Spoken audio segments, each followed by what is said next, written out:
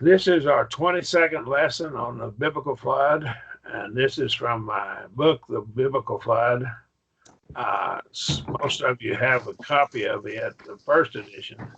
We are dealing with the second edition here.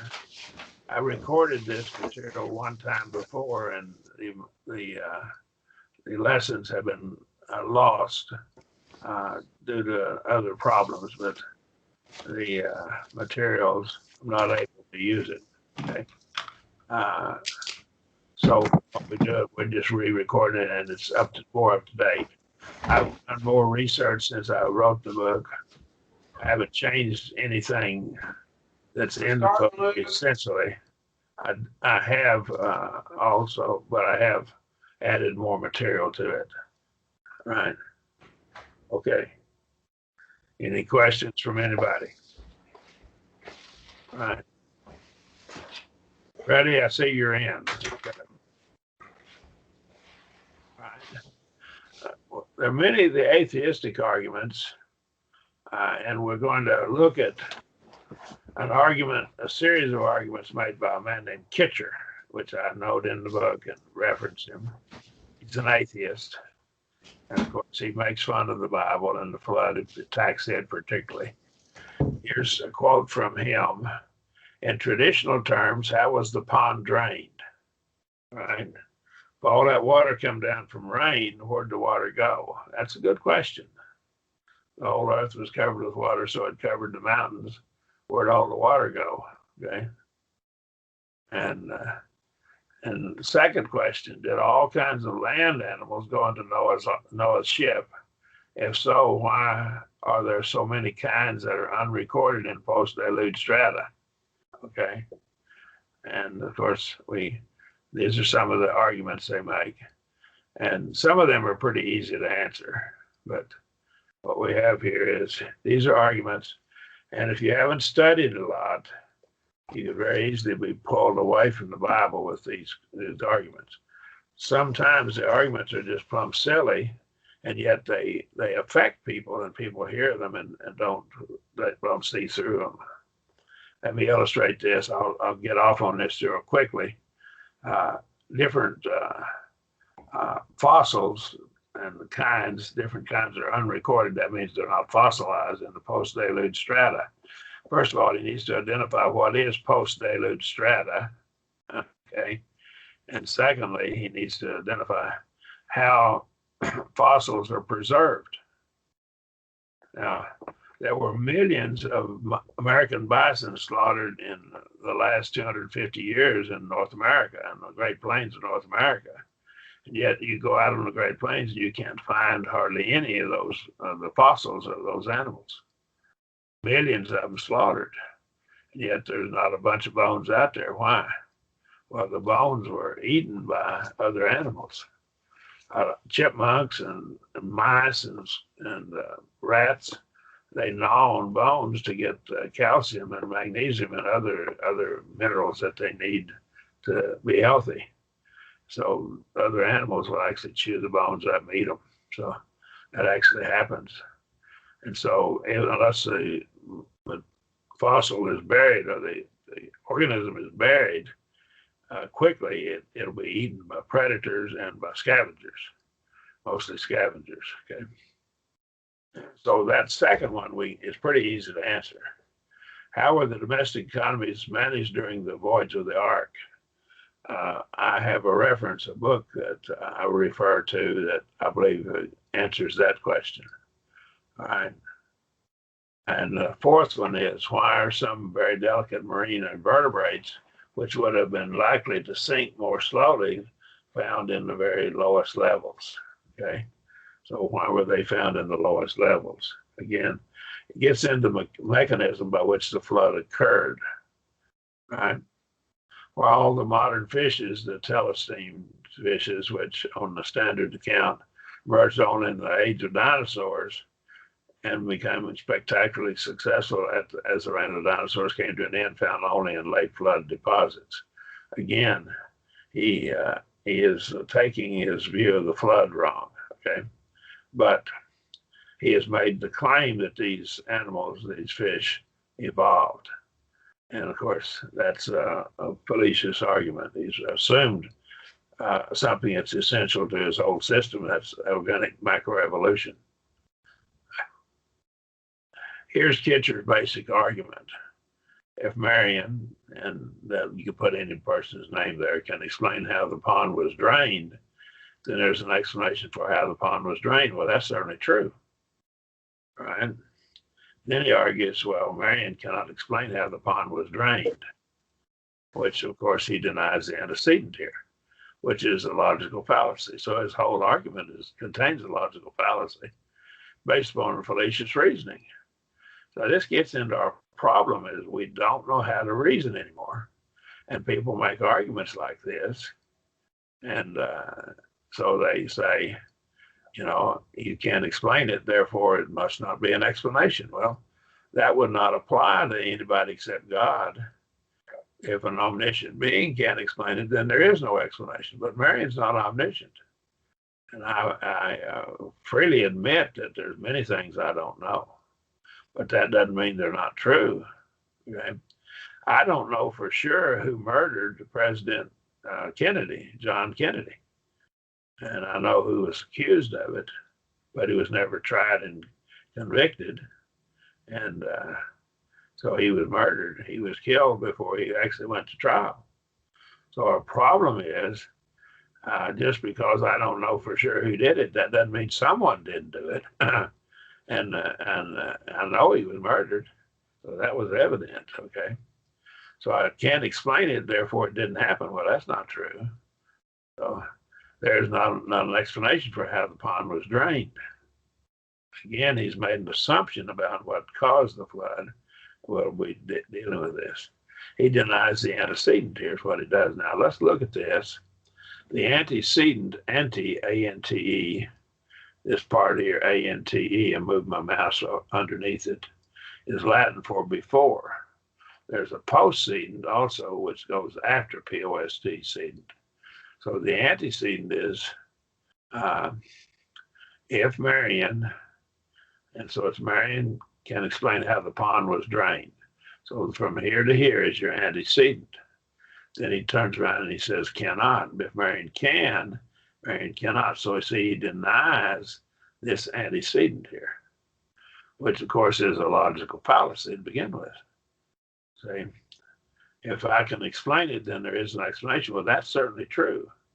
And Marion cannot explain how the pond was drained. Now that bears to be seen. I think I can explain it, and I think it will explain it. But and of course, I don't use the term pond was drained.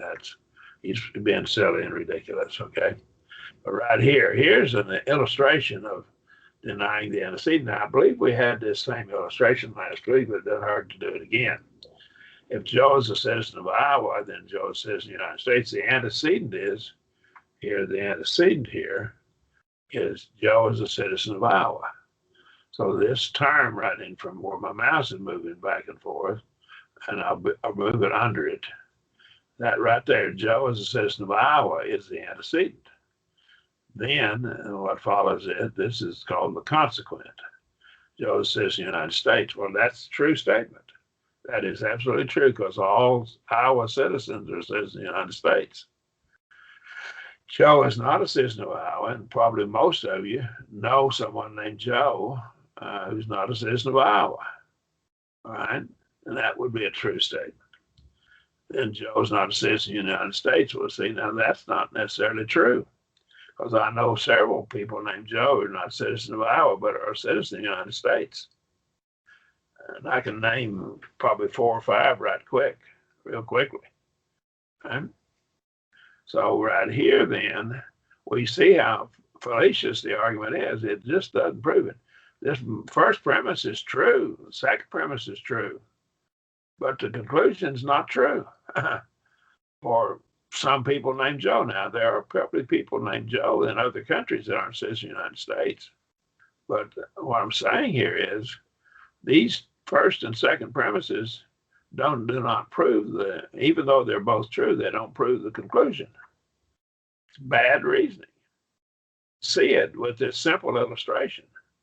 But it's the fallacy of denying antecedent. You can do an internet search on it and see it, and they'll give you several illustrations of it. But when a person reasons that way, I know he's not very rational. There are thousands of men named Joe who are not citizens of Iowa, but are citizens of the United States. I'm convinced there's thousands of them. It's such a common name.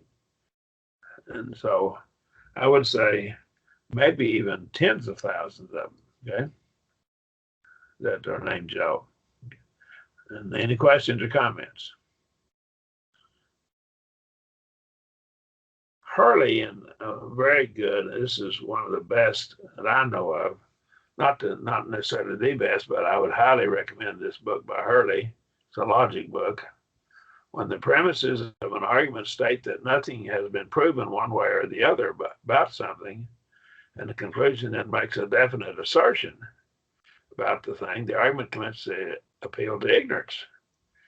And it's an appeal to ignorance. Just because we haven't proven one way or the other, that doesn't mean there's not a proof. It just means that I'm ignorant. And the word ignorant doesn't mean you're stupid. It just means you don't know something. Well, there's a whole bunch of stuff I'm ignorant of. I'm ignorant of what the meaning of words are in the Chinese language, the Mandarin Chinese. Why? Because I haven't studied that language. That doesn't mean I'm stupid. I may be stupid too, but that doesn't necessarily mean I'm stupid. There are plenty of very intelligent people who can't speak Mandarin Chinese, right? There are probably many Mandarin Chinese people who are very smart and very intelligent who can't speak Russian or English even. See? So that doesn't prove a thing. The issue usually, he says, involves something that is incapable of being proved or something that has not yet been proved. See? Maybe incapable of being proved or has not yet been proved. Okay? So again, this is an appeal to ignorance. So it's another of his fallacies.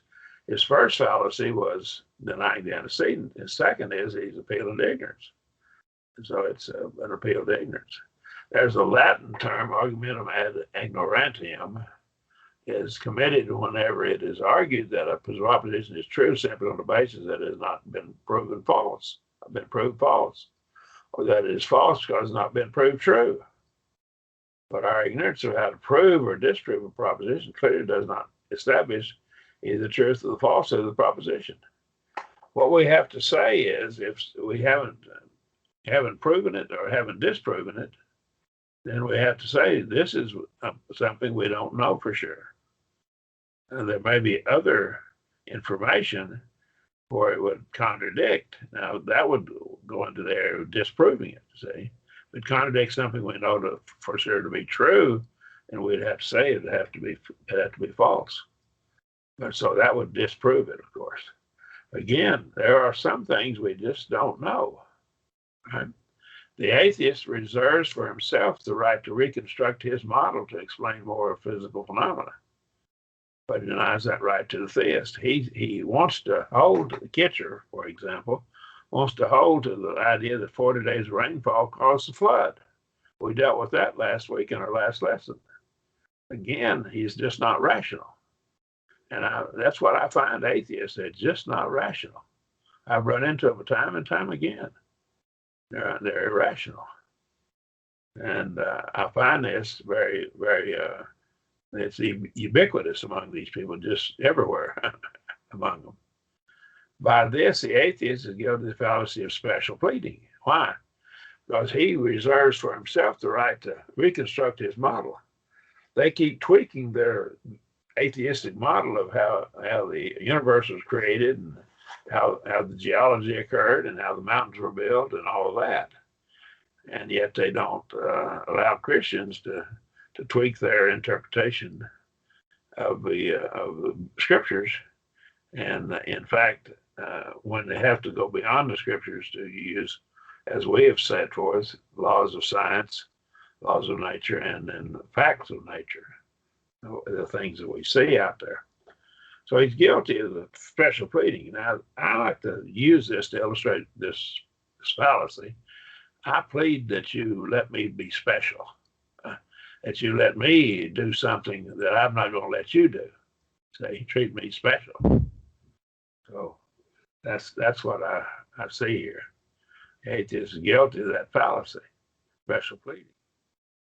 Special pleading is a form of hypocrisy, which a person applies a set of rules to his opponent that he's not willing to apply to himself. That's pretty simple. It goes by two sets of rules, one for him and one for everybody else. So that's not even honest. Right? Amos 5:7 gives us something very interesting. Ye who turn justice to wormwood, cast down righteousness to the earth. Seek him, and that would be seek God, him that maketh the Pleiades and Orion.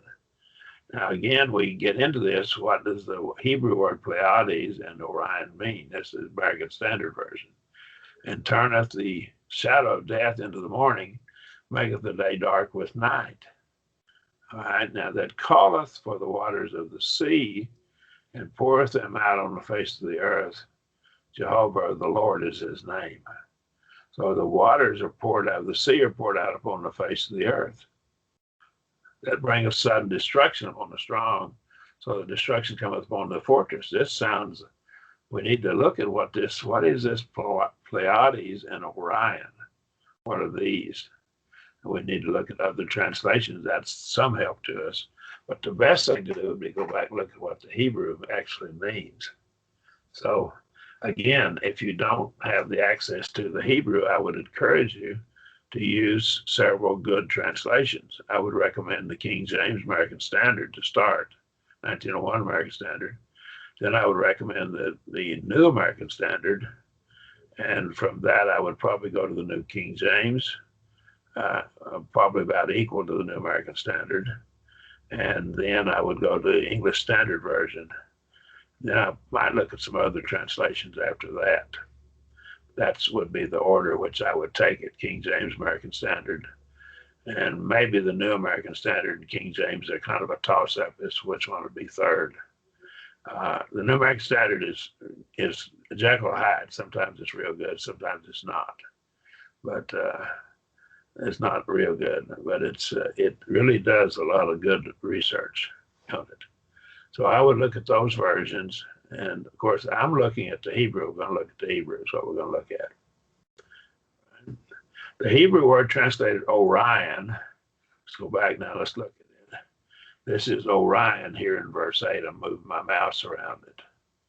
All right, so that's what we're looking at here. That Hebrew word translated Orion means a silly, burly, or fat star, fat in the middle. On the Gesenius, pages 407 to 408, is the Hebrew Chaldee lexicon.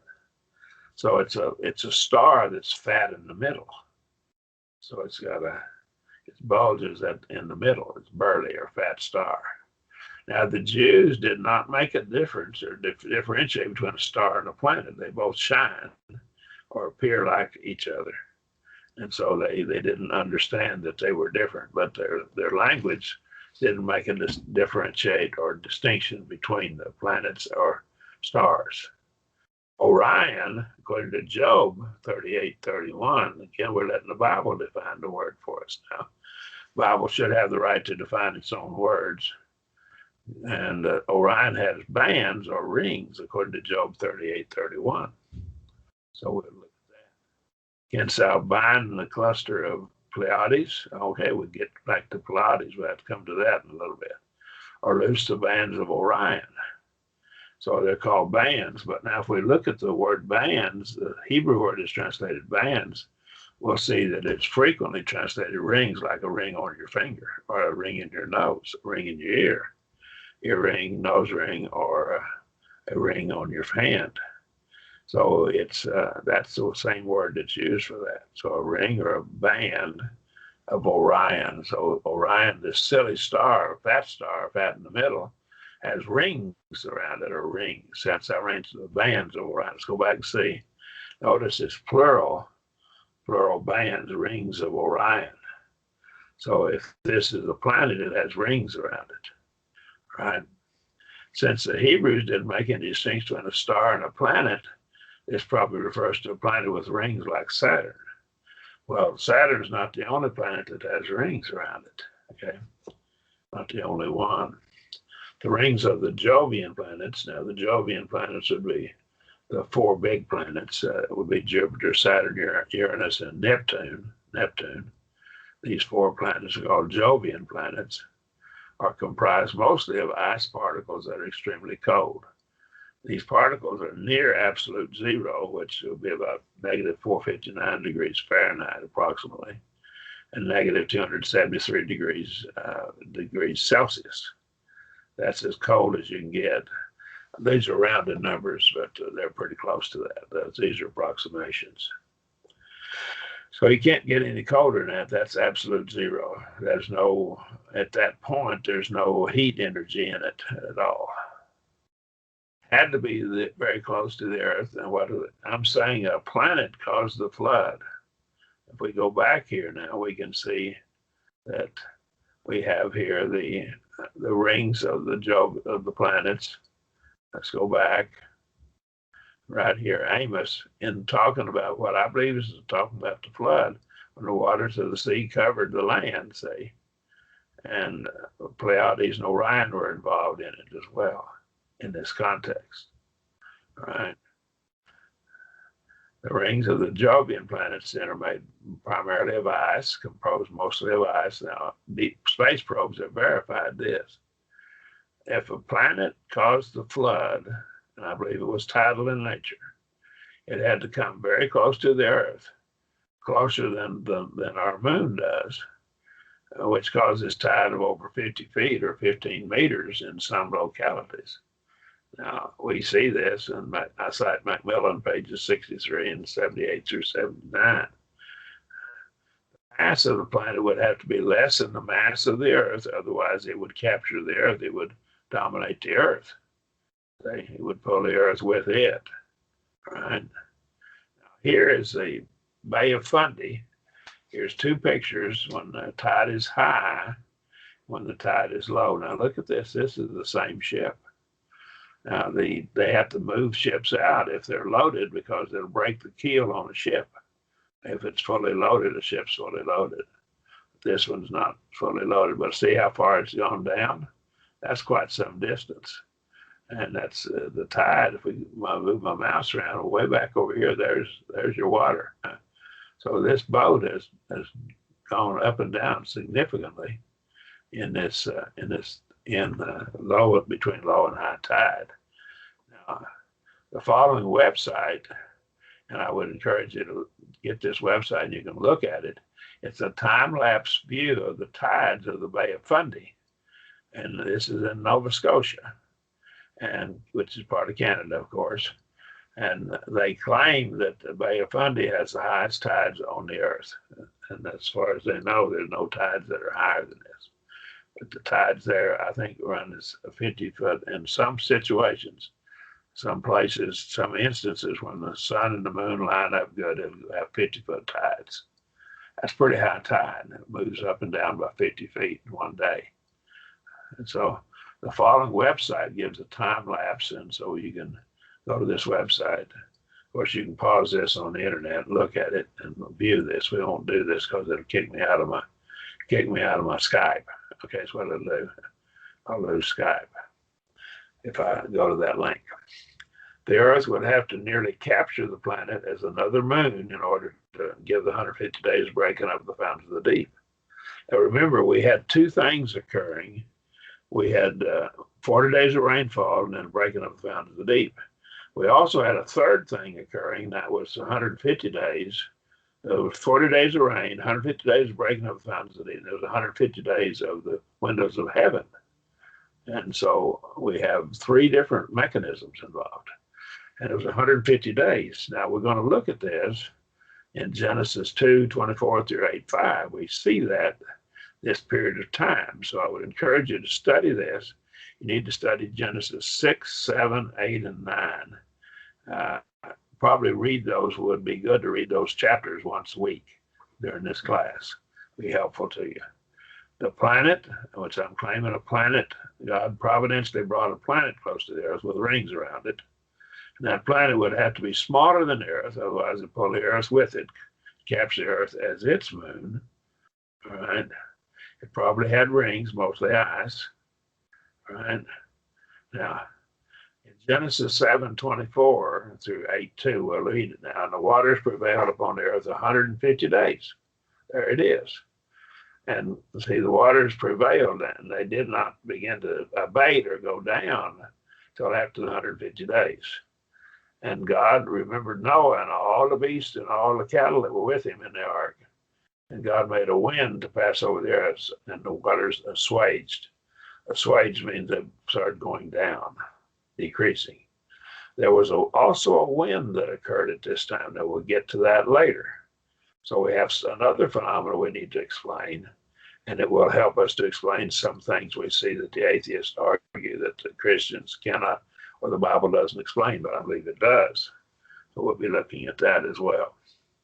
The fountains of also the deep, verse 2, also the deep, and the windows of heaven were stopped.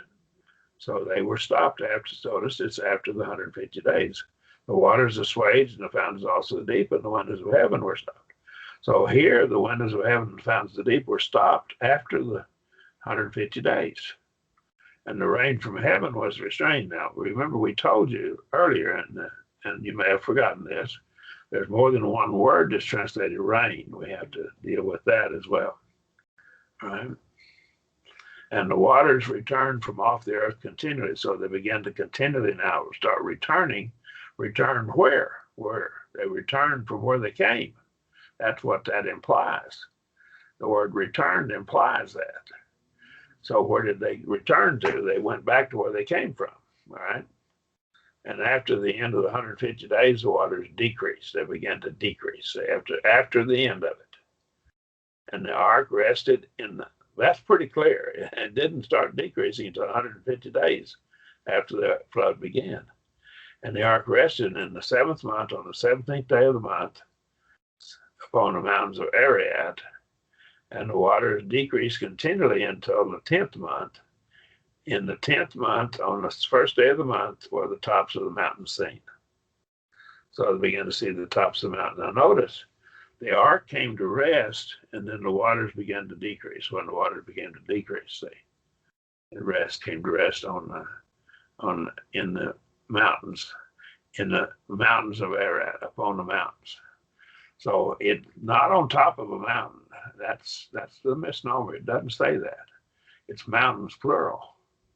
And that we laid out last week. I told you last week I've gone to the Rocky Mountains to fish or to vacation. It's a beautiful place to see. And I've gone there several times with my family. We go fish for trout up in the mountain streams and take a week off and just kind of relax. I really enjoy that. The waters decreased continually until the 10th month. The 10th month, on the first day of the month, on the tops of the mountains seen. Then they began to see the tops of the mountains. The 600th year of Noah's life, as Genesis 7:11. In the second month, on the 17th day of the month, on the same day were the fountains of the great deep broken up, and the windows of heaven were opened. See right there, the time involved in the flood. 600th year, second month, 17th day of the month, the fountains of the deep were broken up, windows of heaven were opened. Those two occurred. The flood began on the 17th day of the second month of Noah's 600th year. All right, now we go back, let's teach some more. Genesis 8:4, the ark rested on the seventh month, 17th day of the month, so it came to rest at that time. Water decreased continually until the 10th month. On the 10th month, in the 10th month, on the first day of the month, so they saw the tops of the mountains. This is 10 months so far. The ark came to rest on the 17th day of the month, 7th month, 5 months after the flood began. It didn't last 40 days, fellas. This is 5 months when it came to rest. All right. Let's look here. This is the orbit of the moon about the earth. All right. We have aphelion and perihelion. Now, this is for our moon, okay? And what we have here, if we have, I would say this is the planet. The planet had, not the moon, I'm sorry, I'm wrong there. The planet, if it had a perihelion of 182 days, right? If it goes around, it has 182 days. And what we have here around the sun, this is the Earth going around the sun. And the Earth at some time of the year, in July the 4th, this is typical. Now, it does vary a little bit because our year is not exactly 364 days. See, it's just 2 times this be 364. So we have 365 and a quarter days in a year. So this moves around a little bit, but it's approximately July the 4th, the year the United States got its independence, declared its independence from England, July the 4th, the date, the month, and day. The Earth is the furthest from the sun that it will ever be, okay, in a year's time. January the 3rd, about 6 months later, approximately 6 months later, it's the closest it will be to the sun in a year's cycle. This is called a perihelion. This is aphelion. Now, here's the situation. We're going to use this chart to show something here that will be very important for us. Of course, we have 150 days, which is less than 182. Keep that in mind. So 182 days is that period from the closest the Earth is to the sun and the furthest it is from the sun. Now, if the Earth tried to capture a planet, we're going to postulate that it did, in this time frame where my mouse is right now, moving up and down, right in here, it would have less than 182 days. If it tried to capture it and did not keep it from being pulled away by the sun before it got to perihelion, the closest it is from the sun would have, if it was circling the Earth, this as a moon, like a moon, circling the Earth, it would have to be pulled away by this point. Otherwise, if the Earth kept it circling it, it would not be pulled away. It would become a moon for the Earth. And so what we have now is we have perihelion. The planet had to be pulled away by this time, right in here. So it has less than 182 days to be pulled away. It has to be pulled away with less than 182 days, or it will be captured permanently as a moon, circling it, okay? So it has a maximum 182 days. It's got to, if it tried to capture it right here, it'd have the greatest influence because it'd be furthest from the sun. It can hang on to it the best. This is the closest. The sun will have the greatest pull on it because gravity is a function of distance, not just distance, but it's based upon the square of the distance, I believe. Let me see, of the cube of the distance, inversely proportional to the cube of the distance, I believe. So what we have here is the distance here. This, if it did not pull it away by this point, the sun didn't. It would never capture it. The Earth would hold it as a moon. So we got less than 180 days. 150 would be just about right. If the planet came in about right here, where my mouse is, and was pulled away by this point right in here, and it's possible Venus helped to pull it. Venus was in this location at that time, and Venus's gravity helped the sun pull it away, all right? And so right here, then that would be 150 days right across there. And the flood would have started in the middle of July and ended about 150 days later. They would have gone out of the arc. We're going to see about in this time frame right in here in August, around the 1st of August. We'll go further in to see how long the flood actually lasted. Let's look at the perihelion and aphelion of the various planets. Here is the sun, of course.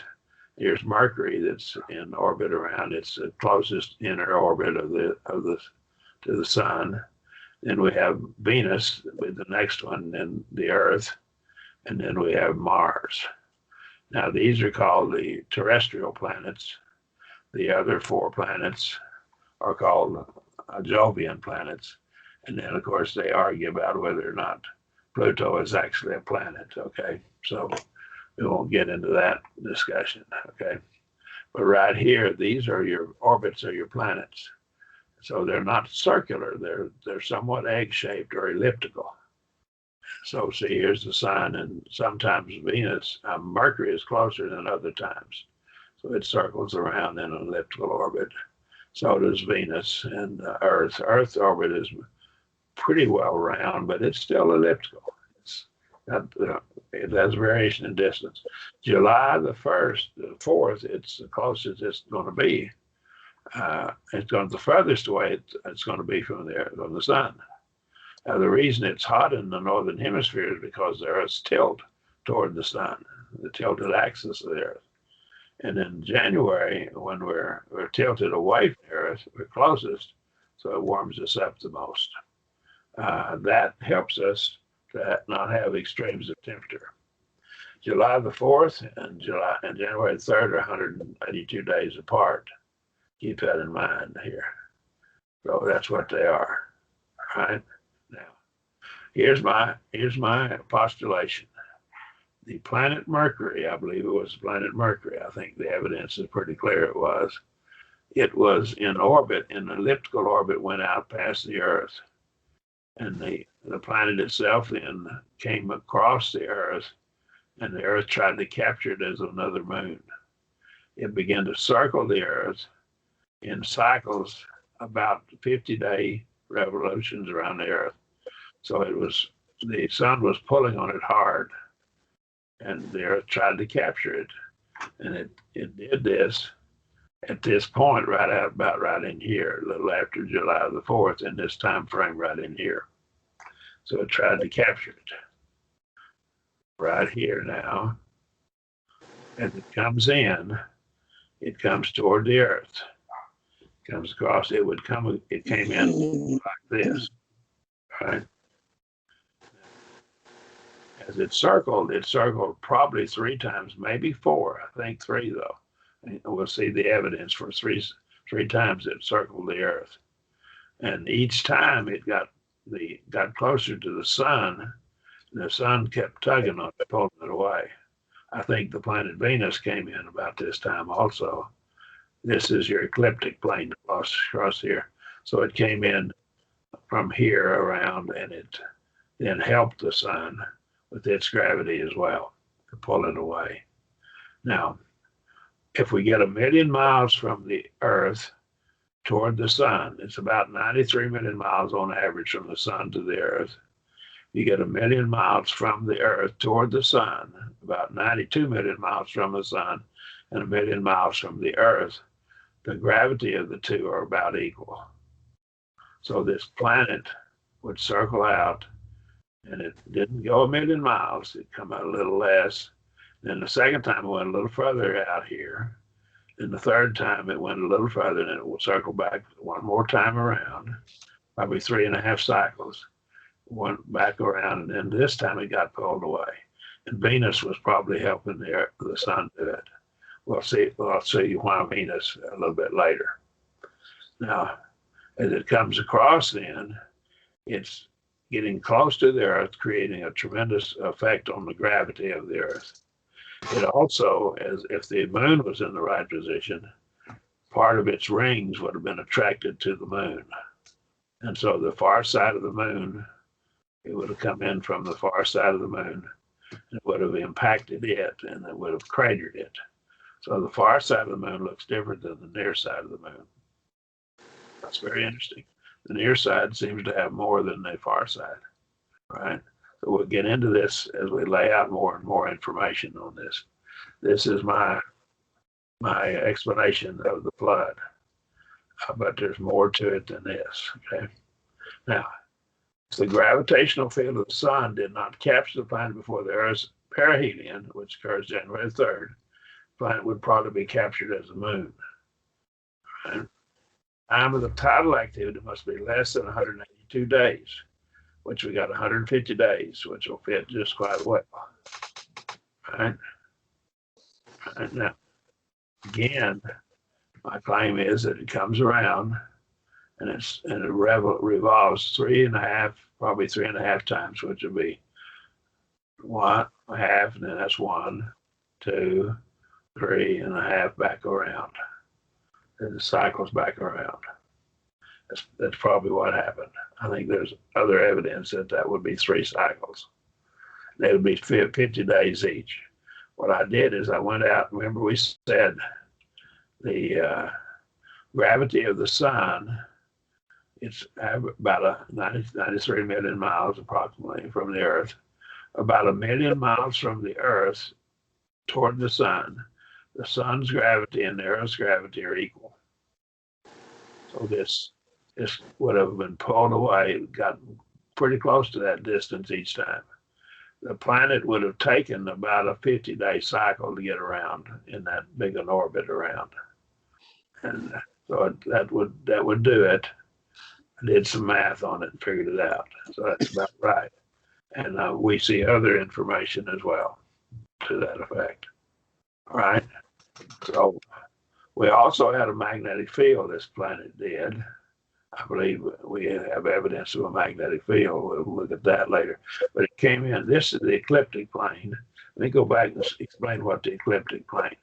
We draw a line through the sun, to the center of the sun to the center of the Earth. Straight line. That's called the ecliptic plane.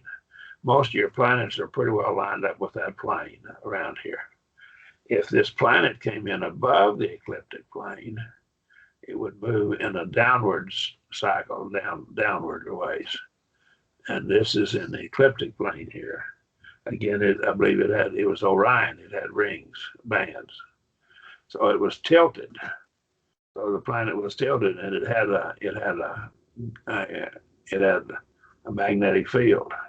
If the magnetic field came in this arrangement, it would affect the Earth, and the Earth's magnetic field would be affected. So what we have at the top of the Earth is a south magnetic pole at the north geographic pole. I don't know if you know that, but we do. And the reason is the north pole on the compass points toward it, okay? And that points toward it. And the north pole is attracted to a south pole, south magnetic pole. If you take a bar magnet, the north pole on your compass, you'll see how it works. But anyhow, it's a south magnetic pole at the north geographic pole of the Earth, okay? That's what we have. The Earth is spinning like a gyroscope, and it's very stable. The spinning motion makes it stable. And here's a picture of a gyroscope. I remember as a boy, we bought one. My parents bought one for me and for us, my brother and I, and we played with it a bit, and kind of wore it out, I guess, just playing with it. There's some real interesting things can happen with it. And when I began to study physics later, I learned a whole lot about angular momentum and so forth from it. The Earth and the planet would conserve angular momentum, and the planet would experience an increase in velocity as a result of causing tides in the Earth's oceans. So when it got close to the Earth and creates tides, it would transfer energy from the Earth to it, and it would speed it up. That would drive it further away from the Earth when it sped up. And so there are 3 kinds of tides that occur as a result of the moon and the sun. And even the Jovian planets create a small amount of tide in the Earth. But this planet, if it were much closer than our moon, our tide mostly, the biggest effect is not because of its size, but because of its closeness, is the moon creates the biggest effect of tides we have. We get tides from the sun and even from the planet Jupiter, but primarily because of its distance, closeness to us. The moon creates most of our tides. Most of our tidal effects are caused by the moon, but there are 3 kinds of tides. Most people don't understand or know this. We have tides in the water. We can see those. We saw that at Bay of Fundy. We have tides in the atmosphere. The atmosphere actually moves, rotates, tidal action as the moon causes it to move. We actually, and that's not your jet stream. That's caused by something else. Okay, but we do have tidal action. We have tides in the land. The surface of the land actually goes up and down every day due to the tides, and it goes up. Everything goes up, and you don't see it, but it can be measured with our satellites.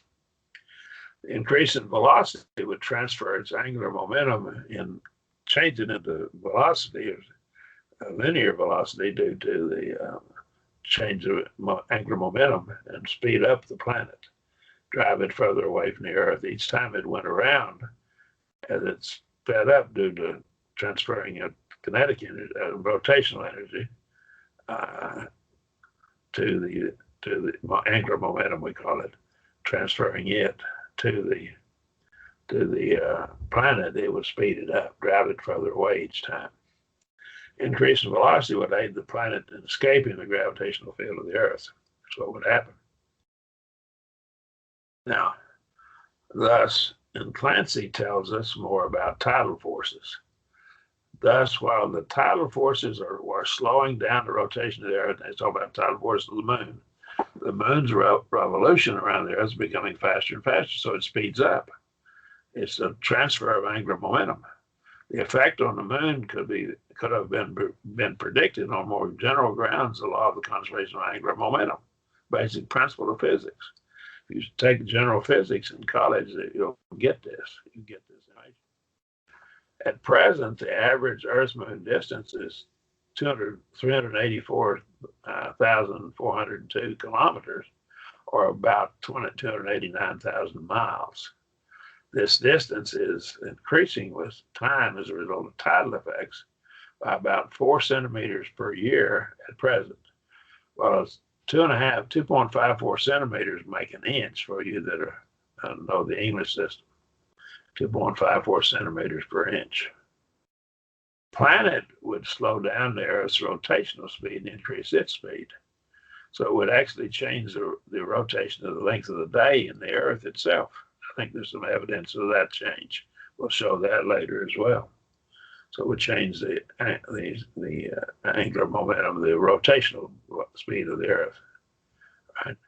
Now you can see this with an ice skater, and the ice skater starts spinning, and they can move their arms in, and they'll speed up, and their rotation will increase. And if they move their arms out, they'll slow down. And you can actually see this. And if you ever watch the ice skaters, like in the Olympics, you can see that occur. Right? That is this. Now, here is a space probe that was launched, and it was a Venus flyby, and it was launched in October, 6th of October, 1977. If you notice down here, I'll move my mouse around. And it started moving, and it goes near Venus, and it gains energy from Venus due to this transfer of momentum, goes out a little further, and it goes it again. Finally, it swings out, and it winds up going out here in this direction. It flies by Jupiter and picks up angular momentum as it goes near Jupiter, same principle, and it winds up to Saturn, and it did it some more. So we find that we can actually, by this called a Slingshot Effect, and that's a known principle. NASA uses it to launch space probes without having to have a real powerful rocket to get it out to Venus. They just slingshot it around, go around Venus, and something's back, and maybe it comes back to the Earth, swings around again, circles 2 or 3 times, and then it keeps speeding up each time. Then it winds up going out to Jupiter, and it does the same thing as it goes close to Jupiter, speeds it up and drives it out further. So that's your Slingshot Effect. And this is one of the probes, the actual NASA probe. Got this off one of their internet sites. Okay. All right. Here's the Cassini mission, and this shows their actual time of it. And it's another probe. And again, they launched it, and it swings by the Earth, and swings by Venus, gets by Venus to Earth, and swings back around, goes back to Venus, and winds up going out here by Jupiter and Saturn. All right. another picture of it. But that's just what we call the slingshot effect, right? It's been shown, this is Macmillan, this is another book, and these are out of college libraries. Been shown in chapter 3 that a particle in motion tends to be deflected to the right in the northern hemisphere and the left in the southern. Consequently, in the northern hemisphere, a rectilinear east-west stream of appreciable velocity would develop a south component when running to the east and a north component when running to the west, with the result that it would rotate 360 degrees in clockwise direction throughout the tidal cycle. So what he's saying is tides rotate, and if magnitudes and directions were plotted hourly, the line joining them would describe an ellipse. It would form an ellipse due to the mathematics of how it occurs and all the forces involved. And the direction, the major axis being the major axis, an ellipse has two axes, and one of them is the lengthy side, and the other the narrow side. Major minor axis, they're called. We won't get into the geometry of that, but that's what he's talking about. The direction of the maxima and the primary stream. The minor being in the meridian and the measure of the gyroscopic deflection. We're not going to get into this any further, but those who have studied some physics can pick this up. We won't go into it any further here. But he's describing it and telling us that it'll rotate in a clockwise rotation. He's talking about in the northern hemisphere. So it goes one direction in the northern hemisphere, right, and to the left in the southern hemisphere. That shows your cycles. There's your Coriolis, or clockwise rotation in the northern hemisphere. It rotates. That's generally your air movements. Even your tornadoes rotate like that. In the southern hemisphere, they rotate the other direction. So it rotates the other direction. That's due to the Coriolis effect, right? So right here we see the oceans, the currents in the oceans, how they rotate. Notice this is rotating this way. See, in that direction. That will be counterclockwise. And up here it's rotating clockwise, opposite direction. So the ocean currents rotate in different directions. And so this, of course, will be your equator right here, right? So that's very interesting. And that's basic physics, Physics 101. A tidal rotation, the tides actually rotate as well, and there's some rotation in the tides due to that, probably the Coriolis effect as well. There's, of course, with the Mediterranean Sea, and there's Saudi Arabia, and over here is United States, Canada, and Alaska, and there's Australia and New Zealand over here. Okay. Well, here are the tidal rotations, and that's the chart showing as hour by hour as they rotate. They rotate as the moon changes location and the earth changes its location as it spins, rotation. And we have also tidal constituent. And so it's very complicated. There's some complicated things in it as it rotates. And these are your different locations on the earth. The tides do move around. Now, we have a diurnal, that's one tide a day, and semi-diurnal, 2 tides a day. Very interestingly enough, when the moon is over here, we get a high tide here, we get a high tide on the other side of the earth. That's very interesting how that occurs. But again, it's not our intention to try to understand all of the reasons for tides. But the tide is caused not by gravity, but by a difference in the gravity. Since the earth is round, the gravity of the moon is stronger right here than it is over here. Because if we go back, let me do this. If we go back over here, we're further away. And so it decreases, not in a linear fashion, but in an exponential fashion. So if you increase the distance, it goes down pretty significantly. So what we have here, the gravity is stronger right here, straight to the earth, than it is over here. So that changes the difference in that gravity, causes tide. It's the difference in gravity that causes tide, not gravity itself, but the difference. Right? if the Earth was like a convex shape, and it was equal distance to the moon, to the center of the moon, swung around like this, around like that, there wouldn't be any tides. But it's not, it's round, or almost round. It's not exactly round. It's pretty close to being round, though. Right? So right here, we see the tidal forces. They're differential, they're differences. They're strongest here, and they get weaker as it moves out. And then these forces actually move in different directions as we move further across here. We get these tidal forces in the opposite direction out here. So that's why we have a high tide here and one on the other side of the Earth at the same time. Not exactly the same levels, because this is closer than this over here. So this high tide will be higher than this high tide. So there's different things. We're not going to get into much more into tides. I won't spend a lot of time in them. There is a new model that explains tides, and I think maybe a better way. Again, it still gets back to the difference in gravitational forces because of the difference in distances. But tides are hypothesized as what are called standing waves. And the basin of the oceans then is like a bathtub, you think of. If you get water splashing around, it will move back and forth, and it can create waves. These standing waves is one of the new hypotheses are caused by the varying speeds of gravity waves in the oceans of the Earth due to the distances. Here's a website that explains this model. I don't want to spend more time on the model, but it's a new idea. And it has some things. I've looked at it, and it has some things to be thought about, considered. Okay. But it's not important that we understand how tides occur. We know that tides do occur, and that's a fact. And the new ideas about how it occurs just don't affect the flood model at all. Okay?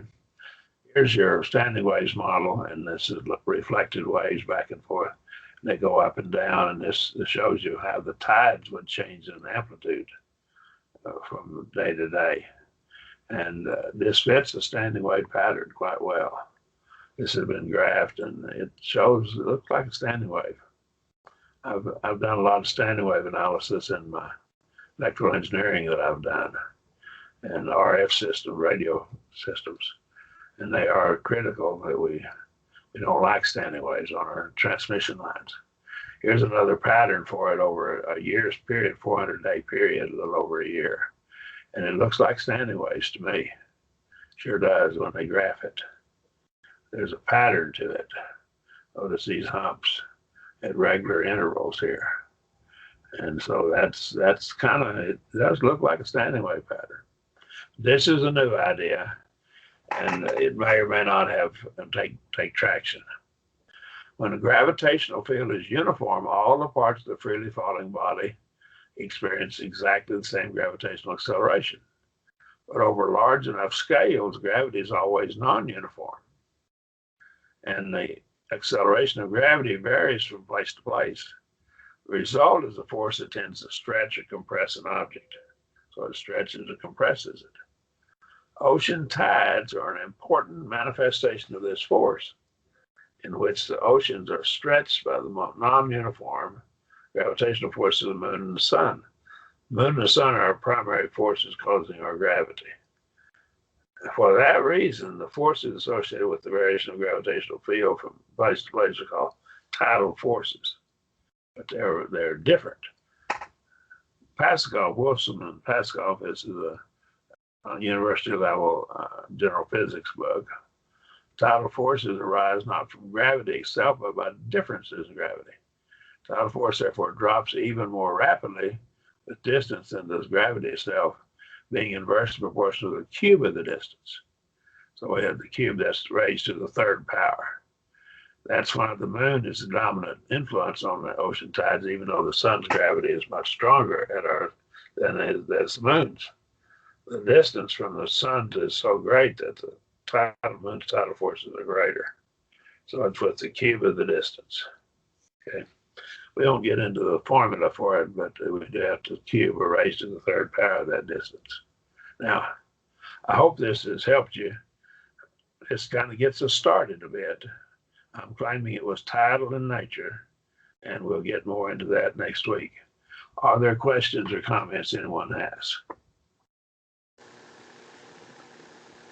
Marion, have you stated about how ancient historians said there was a 360-day calendar?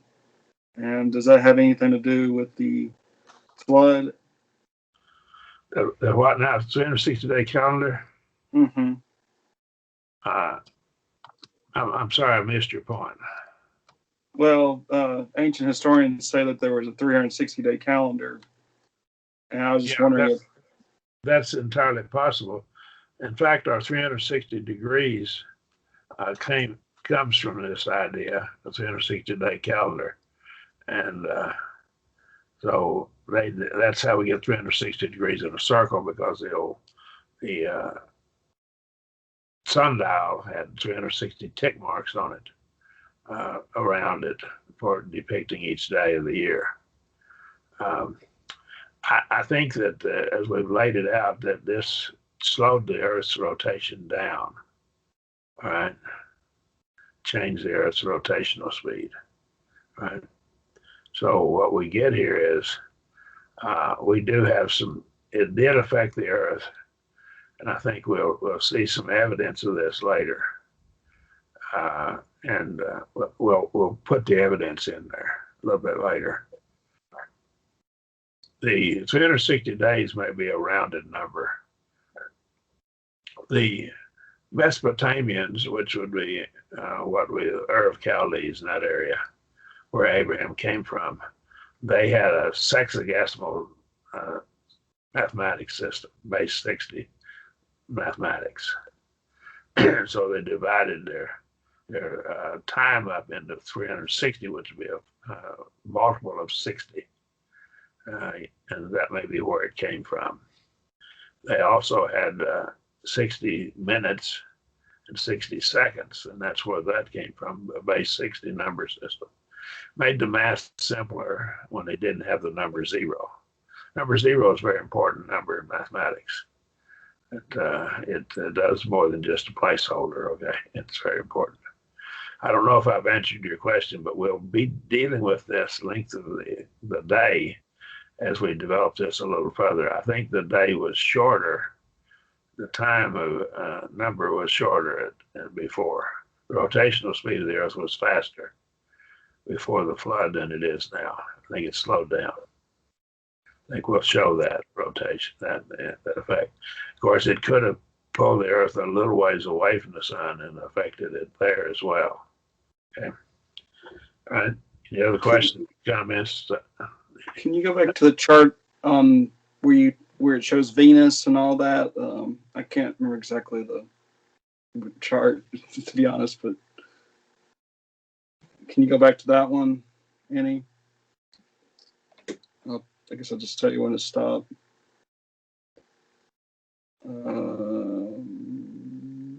In this one? No, keep going.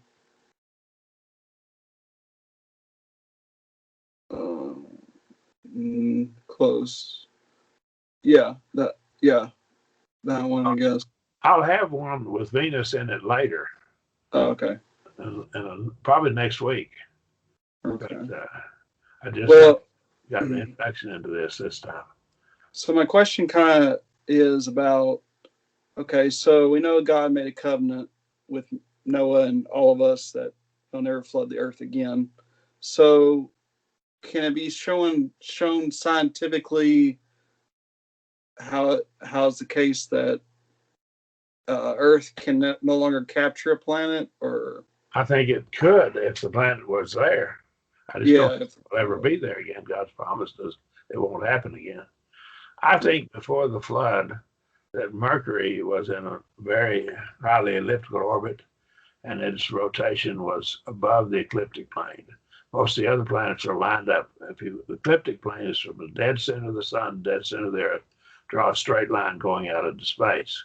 Most of your planets are in the ecliptic plane. Now, there's one of the planets out further away is quite a ways off. Pluto is quite a ways off. Some of the other planets one of the other planets is tilted a bit off the ecliptic plane. But if Mercury was above the ecliptic plane like this, then it could eventually have swung out further from the Earth, went in closer to the sun, very elliptical. It could have, in the right situation, come across the Earth and created the flood. That's what I think happened. Okay. All right. Thank you. Okay. Any other questions? We'll get more to it next week and the week after. All right. All right.